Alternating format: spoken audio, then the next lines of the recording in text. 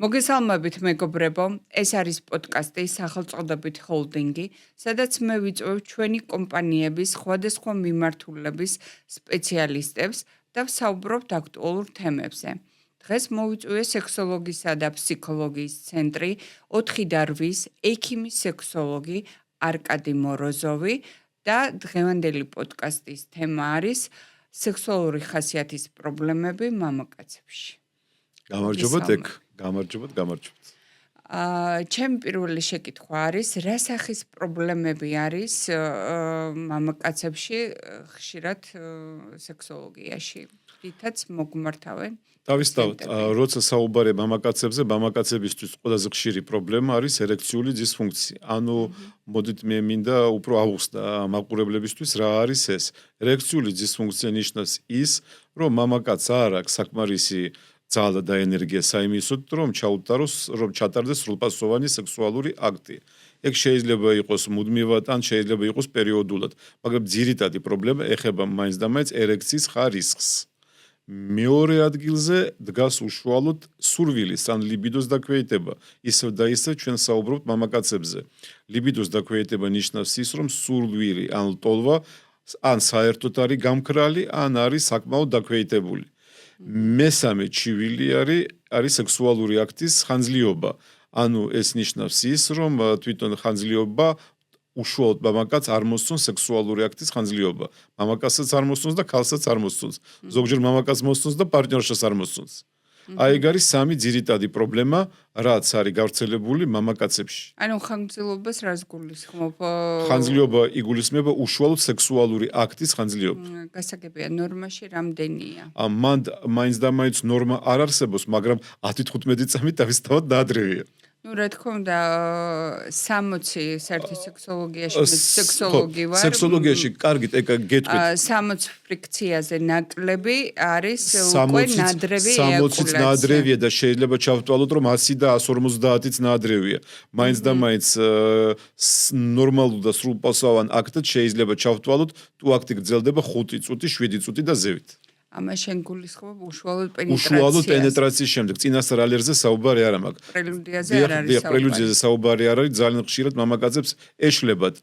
ანუ უშუალოდ პრელუდიასაც ითვლიან და არა საუბარია. რომ გამარტოთ პრელუდია რა არის? პრელუდია არის წინასწარი ალერსი. წინასწარი ალერსი თავისთავად არის საჭირო, ამაში სამწუხაროდ ძალიან ბევრი მამაკაცი მოიკოჩლებს, მაგრამ კიდე და კიდე როცა საუბარი არის ნაადრევ ეაკულაციაზე, მხოლოდ და მხოლოდ საუბარი პენეტრაციის შემდეგ. ანუ უშუალოდ ურთიერთობის დაწყების მერე. ანუ წინასწარი ალერსი ამაში არ შედის. ანუ შევაჯამოთ ოპტიმალური დრო ითვლება 6-7 წუთი. ეს არის ის დრო, რომ ქალმაც შეძლოს ორგაზმის მიღწევა. ზოგ შემთხვევაში ქალისთვის უფრო მეტი დრო არის საჭირო, მაგრამ ეგ ცალკე თემა. დავისთავოთ, როცა საუბარია 10, 15, 20 და 30 მოძრაობაზე, გინდაც 100-ზე საუბარი არის ნაადრევ ეაკულაციაზე. არკადე, კაცისთვის სექსი რა არის? ზოგი კაცისთვის სექსი არის ყველაფერი. ზოგი მამაკაცისთვის სექსი არაფერი. მოდით მე უფრო აგიხსნით რა არის. სექსი არის ინსტინქტი და სექსი არის ცხოვრების აზრი. მამაკაცების უმეტესობისთვის ეს არის. მაგრამ არიან მასეთი მამაკაცები, ვისაც სხვადასხვა მიზეზების გამო ლიბიდო აქვს ნაკლები და მამაკაცს შეუძლია იცხოვროს ურთიერთობის გარეშე. მასეთი მამაკაცებიც არიან და ზოგი მამაკაცი დიდად არ წუხდება. არ წუხდება? ხო, მაგრამ მამაკაცების უმეტესობისთვის სექსუალური ურთიერთობა არის ინსტინქტი და არის ცხოვრების აზრი. ცხოვრების აზრი, მაგრამ სექსი არის მათთვის სიყვარულის ემოციების გამოხატულება. ძალიან საინტერესო კითხვა არის, ზოგი მამაკაცისთვის სექსი არის სიყვარული, ზოგი მამაკაცისთვის სექსი არის მოვალეობა, ზოგი მამაკაცისთვის სექსი არის უბრალო განთვირთვა. ეს არის მოვალეობა ყველა ქალის შემთხვევაში? მოვალეობა იმ შემთხვევაში თუ საუბარია სტაბილურ ურთიერთობაზე. ეხლა ახალგაზრდობილ ქალთან მოვალეობაზე საუბარი არც იქნება და ვერც იქნება. ხშირი სტაბილური ურთიერთობის ფონზე, ხანძლივი ურთიერთობის ფონზე შეიძლება იგივე მამაკაცისთვის სექსუალური ურთიერთობა გახდეს მოვალეობა. მოვალეობა და არა ინსტინქტი? და არა ინსტინქტი. მაგიტომაც ღალატის მიზეზი ძირითადად ხშირად ზუსტად თამაშია. მაგრამ კიდე ერთი ღალატის მიზეზები სხვადასხვა არის. მაგრამ კიდე ძალიან საინტერესო კითხვა არის, ანუ სიყვარული, ემოციები, მოვალეობა, ჩვეულებრივი განთვირთვა ანუ ეს გააჩნია მამაკაცს, გააჩნია ვისთან აქვს ურთიერთობა, მაგრამ ყველაფერი არის ჩაქსოვილი ამ ურთიერთობაში.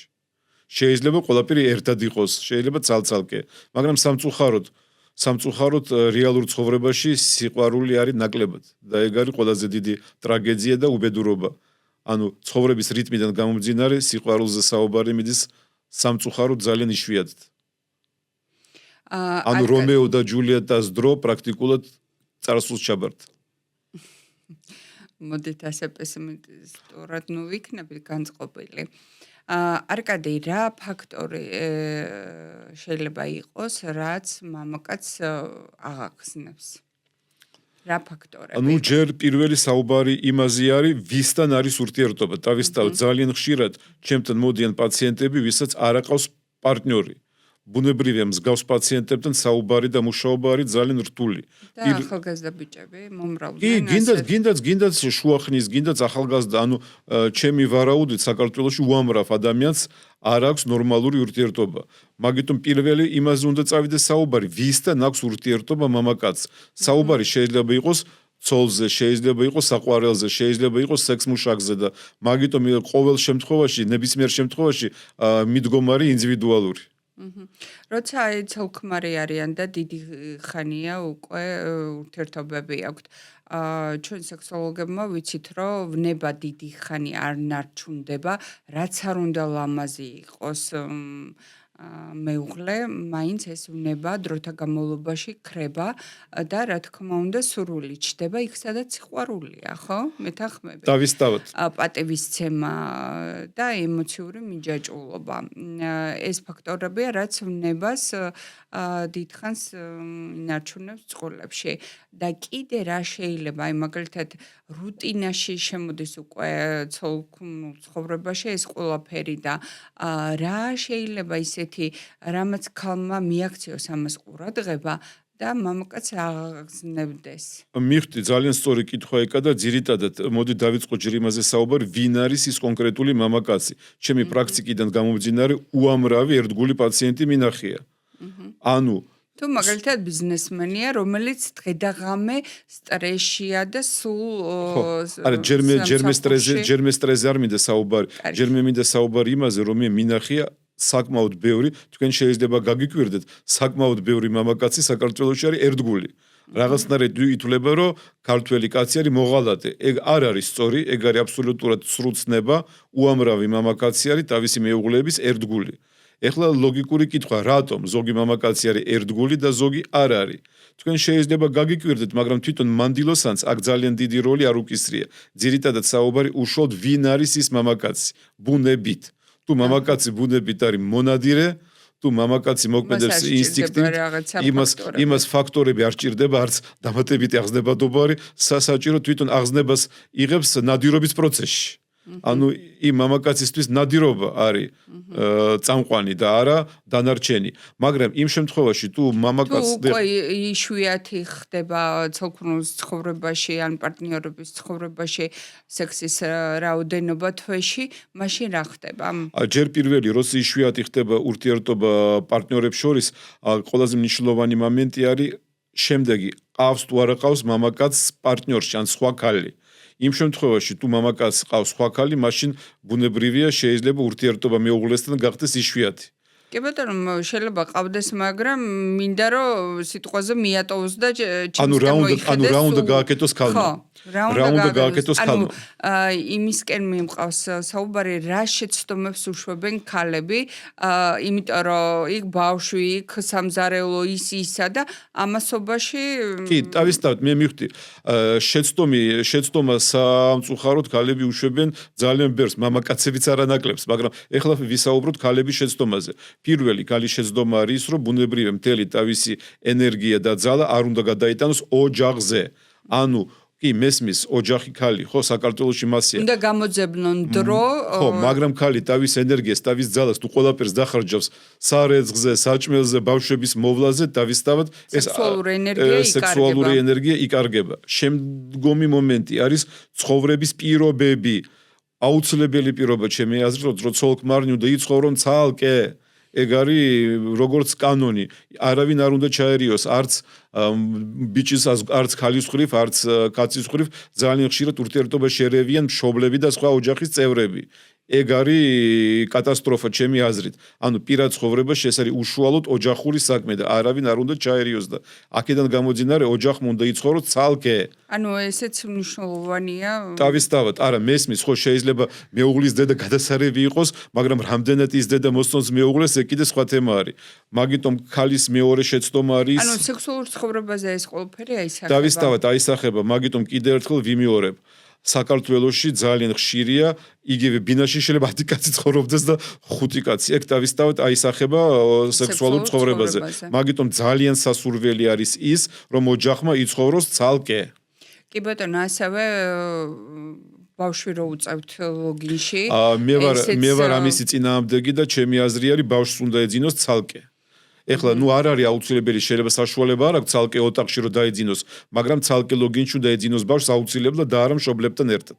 და არ უნდა იყოს დავამატებდი 5 წლის ბავშვი, არ უნდა იწვეს მშობლებთან ერთ ოთახში. თავისთავად არ უნდა იწვეს, შეიძლება 3 წლის ბავშვიც არ უნდა იწვეს.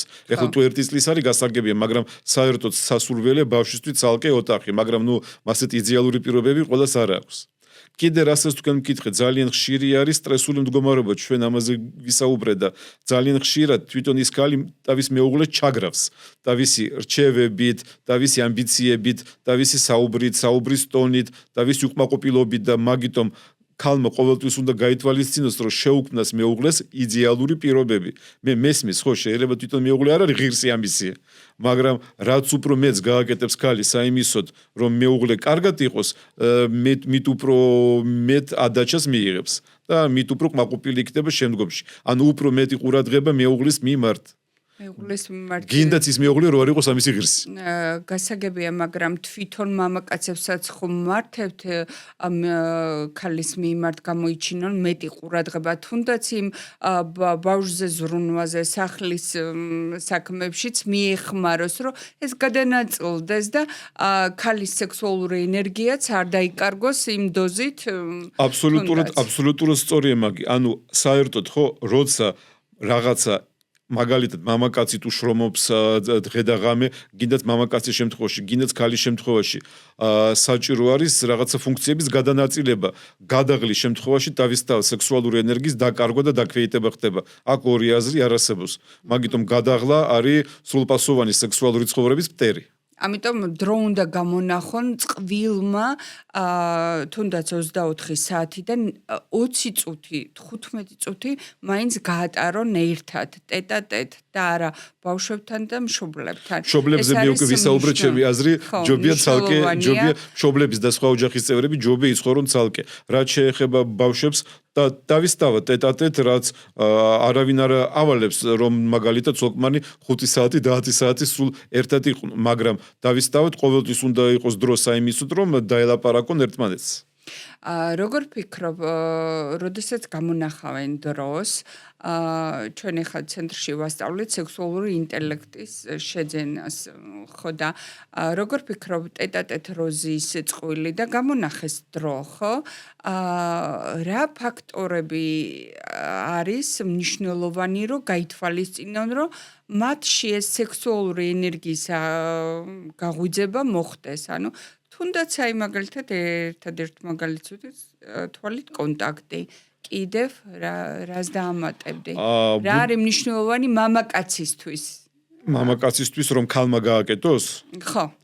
მანამდე კიდე ერთი დამატება მინდა, თავისთავად ქალმაც უნდა მოუაროს თავის გარეგნობას.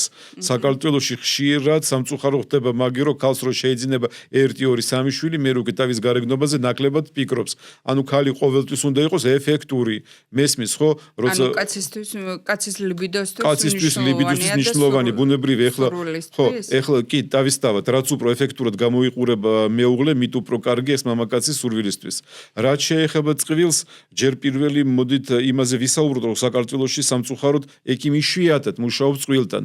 ესეც არის ძალიან დიდი მინუსი. იდეალურ ვარიანტში, გინდათ ქალის სექსოლოგი, გინდათ მამაკაცის სექსოლოგი უნდა იმუშაოს წყვილთან. მე მაგალითად ვცდილობ ვიმუშაო წყვილთან ან წყვილთან მუშაობა არ ნიშნავს რომ ყველა შეხვედრა მაინც და მაინც წყვილთან უნდა მოხდეს ხო შეიძლება ცალ-ცალკე დაველაპარაკო კაც და ქალსაც მაგრამ ჩვენი საქართველოში ყველაზე დიდი პრობლემა არის რომ წყვილის თერაპია არის ამ ეტაპისთვის იშვიათობა და მე როგორც სექსოლოგი მინდა გითხრა რომ წყვილის თერაპიების დროს არაერთი მამაკაცისთვის მულიაჟზე ამიხსნია როგორ უნდა მოხდეს აქტი ისე რომ ქალმა მიიღოს ორგაზმი თავის მეუღლესთან ერთად მოსულა და ამიხსნია მულიაჟზე და ბევრმა მამაკაცმა არიცის რომ ქალი უმთავრესად ორგაზმოხებულობს კლიტორზე ზემოქმედების ხახუნის შედეგად და იმ კლიტორზე ხახუნსაც რომ თავისი ტექნიკა აქვს და ერთი მაგალითი кейსი მინდა მოგიყვე საზღვარგარეთ როცა სექსოლოგიას სწავლობდი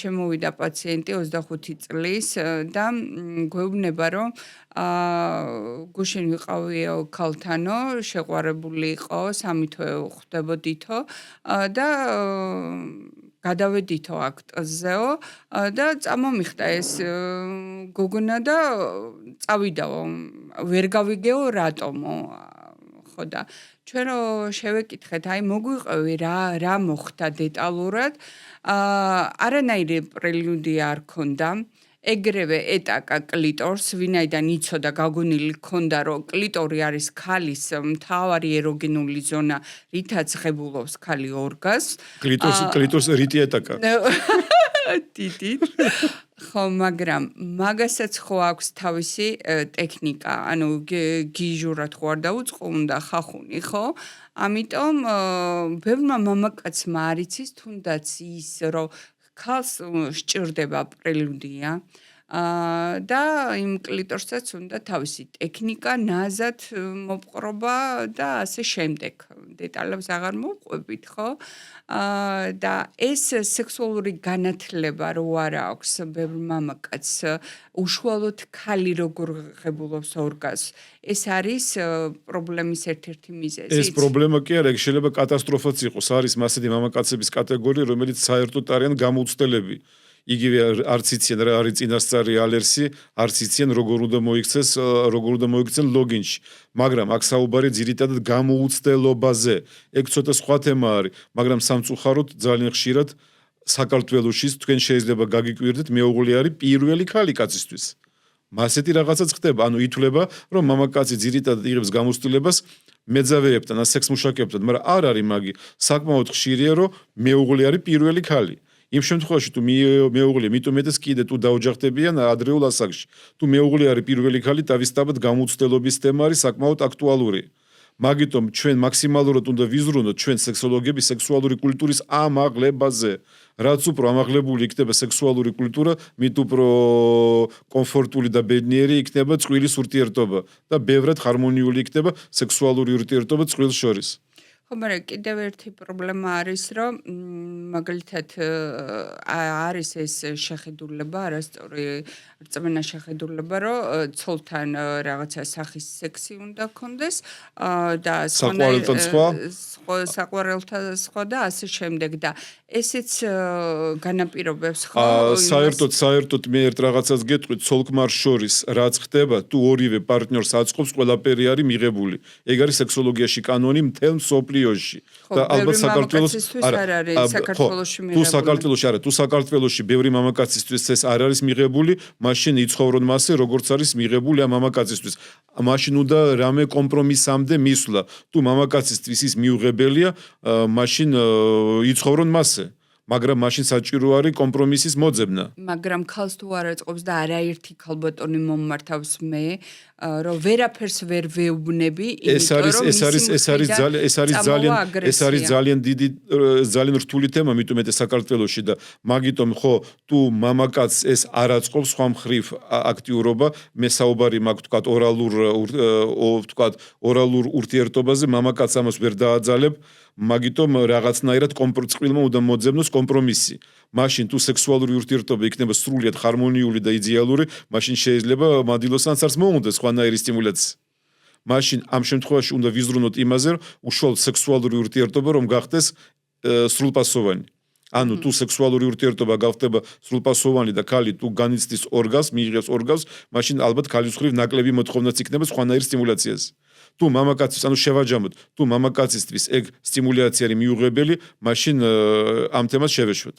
ანუ ქალმა არ უნდა აიძულოს მამაკაცს, რომ მაინც და მაინც გააკეთოს ის, რაც მამაკაცისთვის არის მიუღებელი. აქ საჭირო არის კომპრომისი. და ასევე პირიქით. ასევე პირიქით, ხო, თუ მაგალითად ქალს არ სიამოვნებს რაღაცა, მამაკაცმა არ უნდა აიძულოს ეს. არ აქვს მნიშვნელობა, ეს არის მუდმივი პარტნიორშა, ცოლი, თუ გინდათ სექსმუჟაკი.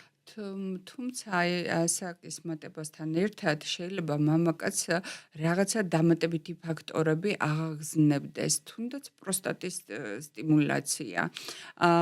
და მისი მეშვეობით აქვს ერექცია და მეუღლესთვის არის მიუღებელი.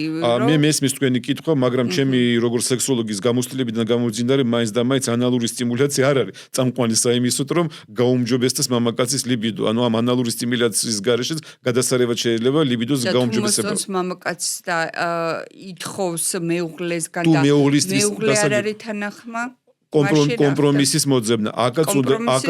აქაც საჭირო არის კომპრომისის მოძებნა. კიდე ერთხელ ვამბობ, წყვილს შორის, რაც აწყობს ორივე პარტნიორს, გინდათ სადომაზოხიზმი, გინდათ ნებისმიერი სხვა ფეტიში, თუ ორივეს აწყობს, ყველაფერი მისაღებია. ერთ პარტნიორს თუ არ აწყობს, მაშინ ეგ არ არის მისაღები. მაშინ საჭირო არის კომპრომისი. მაგიტომ კიდე ერთხელ მინდა გავამახვილო მაყურებლების ყურადღება.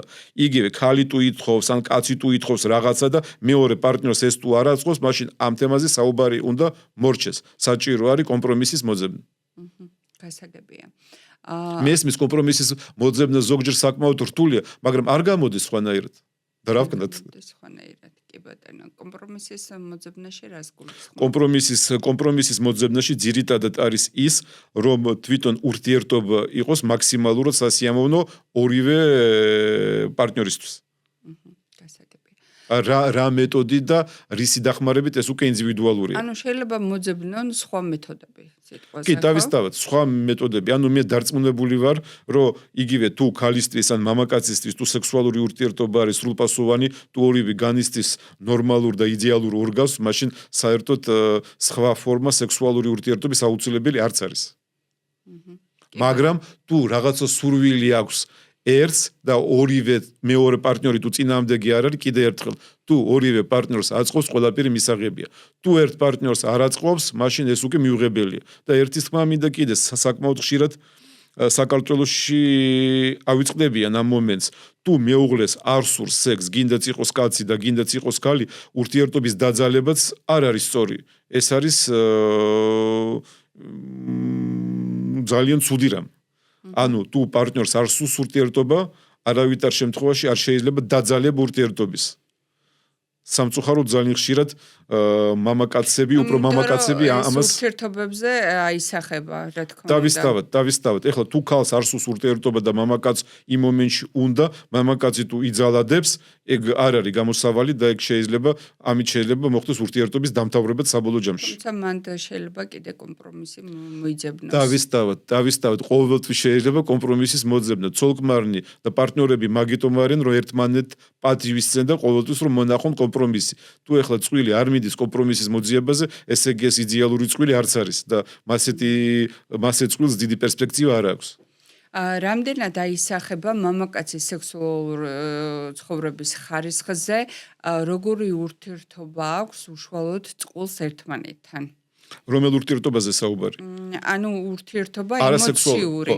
ხო, ემოციური. დავისწავოთ, რაც უფრო ნორმალური ურთიერთობა, რაც უფრო მეგობრული ურთიერთობა.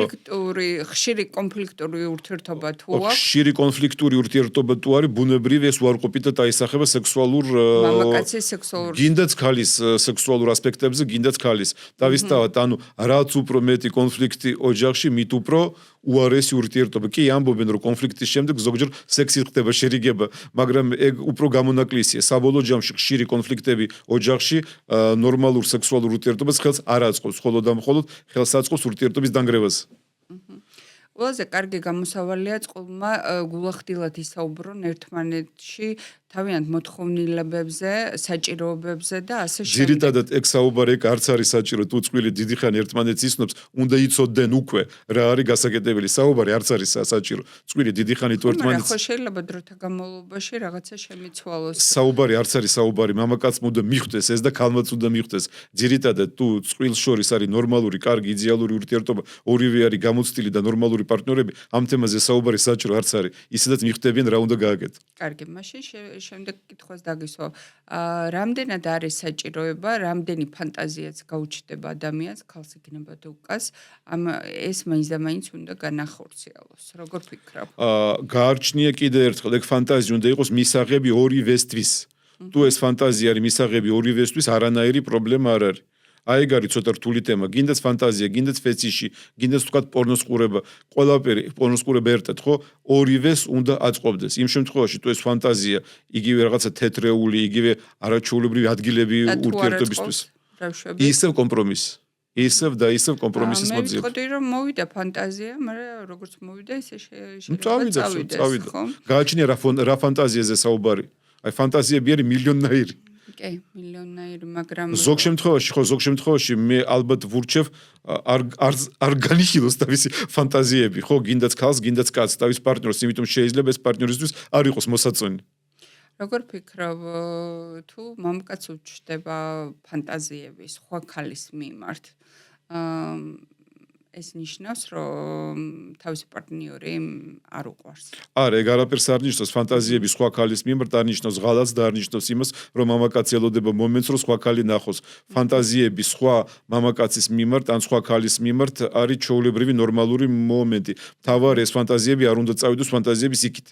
კი ბატონო, გეთანხმები. ასაკის მატებასთან ერთად როგორ იცვლება მამაკაცის სექსუალური ცხოვრება? ხა ბუნებრივი ასაკის მატებასთან კარგისკენ რო არ მიდის საქმე, ეგ აბსოლუტურად გასაგებია და კიდე მე მინდა გავამახვილო მაყურებლების ყურადღება, რომ საქართველოში ითვლება, რომ მამაკაცი როცა გიდაც ქალის რო შედის საპენსიო ასაკში, რა დროს სექსია. ეს არის ძალიან დიდი შეცდომა.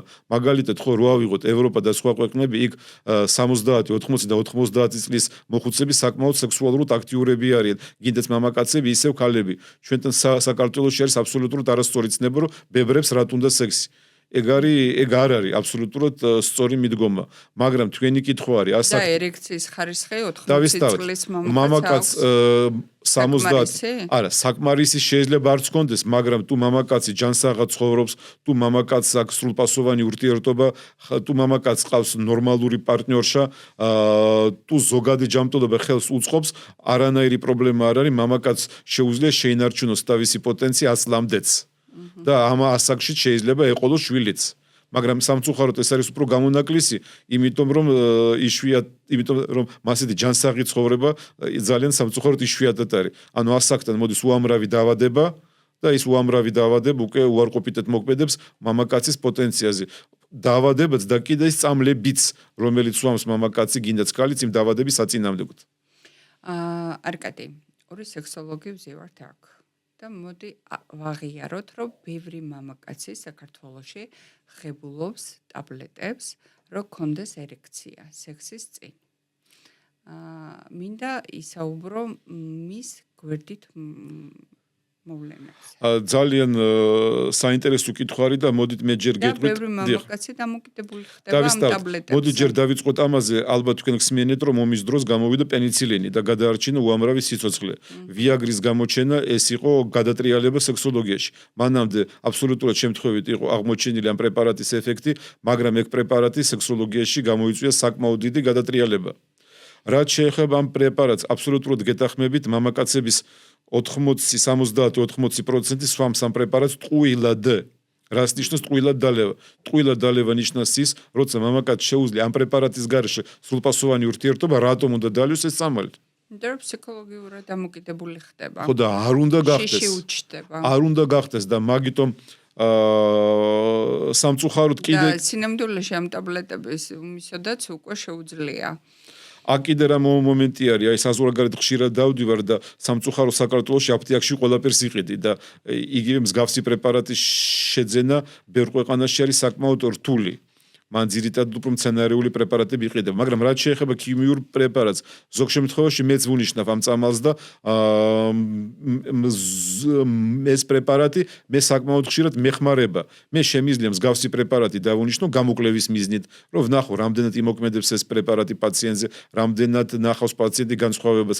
მე შემიძლია ეს პრეპარატი გამოვიყენო კონკრეტულ შემთხვევაში, როცა საჭირო არის ზუსტად ამ პრეპარატის გამოყენება, მაგრამ უშუალოდ მე ვწყვეტ რა შემთხვევაში და გამოიყენოს ეს პრეპარატი პაციენტი და არა პაციენტი.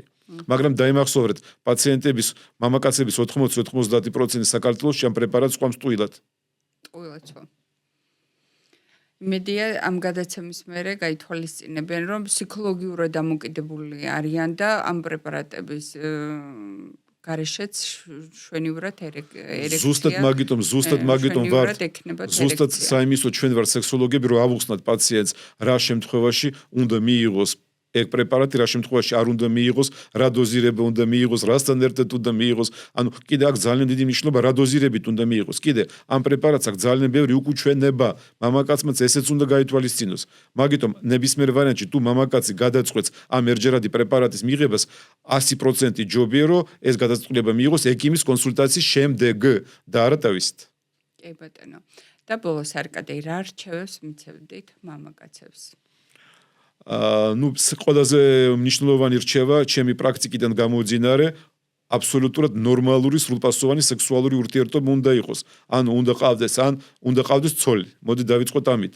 რეალურ ცხოვრებაში ცოლი ან პარტნიორი ხო საკმაოდ ბევრ მამაკაცს არ აყავს და ეს თავისთავად იწვევს უამრავ პრობლემას. სტაბილური პარტნიორი ნიშნავს კვირაში 2-3 ურთიერთობა მაინც. თორე ზოგი მამაკაცი თulis წელიწადში ერთხელ მივა ქალთან და თulis რომ სტაბილური ურთიერთობა აქვს. მაგრამ თუ სხვადასხვა ქალთან სხვადასხვა ქალთან წელიწადში ერთხელ მიდის და ამას რომ ყველაფერი რიგზე მაქვს. სტაბილური ურთიერთობა ნიშნავს კვირაში 2-3 ეს არის პირველი რჩევა, სტაბილური ურთიერთობა. მეორე რჩევა, ცხოვრების ჯანსაღი წესი. ეგ ცოტა ბუნებრივია, ყველა ექიმი ამას ამბობს, მაგრამ სექსოლოგიაში ეს არის საკმაოდ მნიშვნელოვანი. ახლა წარმოიდგინეთ, მამაკაცი ლუდომანი, ხო თამაშობს, მამაკაცი ნარკომანი, მამაკაცი ალკოგოლიკი, ხო თავისთავად, მამაკაცი მოკეპე კაცი, ხო ჭამს და მამაკაცი 150 კილო გახდა, ხო? უამრავი ფაქტორი არის, რაც მოქმედებს სექსუალურ ცხოვრებას, ან ცხოვრების ჯანსაღი წესი. ეგ არ არის აუცილებელი მაინც და მაინც დღეში იცურავოს 3 საათი და ირბინოს 5 საათი. არა, ცხოვრების ჯანსაღი წესი ნიშნავს ძირითადად, რომ მამაკაცს უნდა განთავისუფლდეს მავნე ჩვევებისგან. ეგ არის წამყვანი და არა, რომ გაატაროს სატრენაჟერო დარბაზში 5 საათი. ეს არის მეორე რჩევა. მესამე ჩემი რჩევა არის მამაკაცმა აუცილებლად უნდა დაგეგმოს თავისი ცხოვრება მასზე, რომ სრულპასოვანი სექსუალური ცხოვრებისთვის ყოველთვის უნდა იყოს გამონახული დრო. ანუ დროს სწორი განლაგება. დროს სწორი მენეჯმენტი, ხო? იმიტომ სამწუხაროდ, ხო, საკმაოდ ხშირად მამაკაც არ სცალია, ან ხდება სექსუალური ენერგიის გადატანა სხვა რამეზე. ანუ დროს სწორი მენეჯმენტი გინდაც მეუღლესთან, გინდაც პარტნიორთან. ანუ დროს სწორი მენეჯმენტი არის აუცილებელი. მეოთხე ფაქტორი ჩვენ ვისაუბრეთ კიდე სტრესებზე. სტრესი ბუნებრივია ჩვენი ცხოვრება ახლა არ არის იდეალური, ხო, მაგრამ სტრესი ყოველთვის იყო, არის და იქნება, მაგრამ სტრესის მინიმალიზაცია უნდა მოხდეს. ანუ მაქსიმალურად სტრესმა არ უნდა იმოქმედოს ადამიანზე, მასე რომ იმან ვერ შეძლოს ვერაფერი. ანუ რაღაცნაირად სტრესის მინიმალიზაცია. ეხლა რა გზით და როგორ მოხდება მაგი, ეგ ზოგადად რთულია საუბარი, მაგრამ მამაკაცი სრულტო იმყოფება სტრესის ქვეშ, ბუნებრივია ეს აისახება ძალიან ცუდად ურთიერთობაზე. კი ბატონო. შემდეგი ფაქტორი, ხო, თავისთავად ისევ ეგ უკვე ზოგადი ჯანმრთელობა. გარკვეული სახის კვება. ხო, ჯერ სანამ საკვებზე გეტყვით კიდე ერთ მომენტზე მაქსიმალურად მამაკაცმა უნდა მოუაროს ზოგად ჯანმრთელობას, უნდა მოუაროს ჰიგიენასაც. საკმაოდ ხო, მე თვეში 3-5 პაციენტს ჰიგიენას ვასწავლებ. ბევრ მამაკაცმა არც იცის ეს. რაც შეეხება ჯანსაღ ცხოვრებას ნიშნავს კიდე რას, რომ მაქსიმალურად უნდა მიხედოს გულს, წნევას, დიაბეტს, ანუ ზოგადი ჯანმრთელობა უნდა იყოს იდეალური. რაც უფრო კარგი იქნება ჯანმრთელობა, მით უფრო ნორმალური იქნება მამაკაცი ლოგინში. რაც შეეხება კვებას, ამასაც აქვს გადამწყვეტი მნიშვნელობა, იმიტომ რომ საქართველოში ძალიან იშვიათად მამაკაცმა რომ ჯანსაღად იკვებოს. რა არის ჯანსაღი კვება? ჯანსაღი კვება არის ძირითადად ხილი, ბოსნეული ზღვის პროდუქტი და ეგ არის აი ძირითადად მაქსიმალურ რაციონში უნდა იყოს ეს კვება. ეს პროდუქტი უნდა იყოს მაქსიმალურად რა რაციონში. მაგრამ ხუთი პროდუქტი რო ჩამოთვალო. პროდუქტი არის ძალიან ბევრი. მნიშვნელოვანი. დავისწავთ, დავიწყოთ ნომერ პირველი პროდუქტი მაინც და მაინც ითვლება გოგრა. რატომ გოგრა? იმიტომ გოგრა არის გადასარევი როგორც პროსტატისთვის, ისე პოტენციისთვის. მეორე ადგილზე შეიძლება თქვენ გაგიკვირდეთ არის ფინიკი. უბრალო ფინიკი, რომელიც არის იდეალური ისევ როგორც პოტენციისთვის, ისევ ზოგადად ჯანმრთელობისთვის. მესამე ადგილზე მოდით ვისაუბროთ ზღვის პროდუქტებზე, მაგალითად მიძიები. მიძიებიც არის იდეალური. მეოთხე ადგილზე არის სუნელები. ანუ სუნელებიც საკმაოდ ნორმალურად მოქმედებს მამაკაცის ლიბიდოზე. ყველანაირი, პრაქტიკულად ყველა სუნელი არის მხოლოდ და მხოლოდ კარგია მამაკაცის ჯანმრთელობისთვის. და მეხუთე ადგილზე ვისაუბროთ ჩვეულებრივად თაბლზე, ნიგოზე, ბანანზე, კვერცხზე, ჩვენ შეიძლება ძალიან ბევრ პროდუქტზე ვისაუბროთ, მაგრამ კიდევ ერთხელ უნდა გავითვალისწინოთ, რა შეიძლება მამაკაცისთვის სჭირდება დიეტა არა. ანუ ეგეც ინდივიდუალურად ხდება ამ პროდუქტების შერჩევა. შეიძლება მამაკაცი ვეგეტარიანელია, ხო, მაშინ დავისწავთ, იმას თევზს ვერ შეჭამს და ხორცს ვერ შეჭამს. ანუ რომ შევაჯამოთ, კვება არის ძალიან მნიშვნელოვანი, რაც სამწუხაროდ რეალობაში ისე მამაკაცების უმეტესობა საქართველოში არ იკვებება სწორად. გასაგებია. კარგი, უღრმესი მადლობა. მადლობა დიდი. და ჩვენ შემდეგ გადაცემას აუცილებლად შემდეგ გადაცემაში განვიხილავთ ქალის სექსუალური ცხოვრების ხარისხის გამოჯობესებას.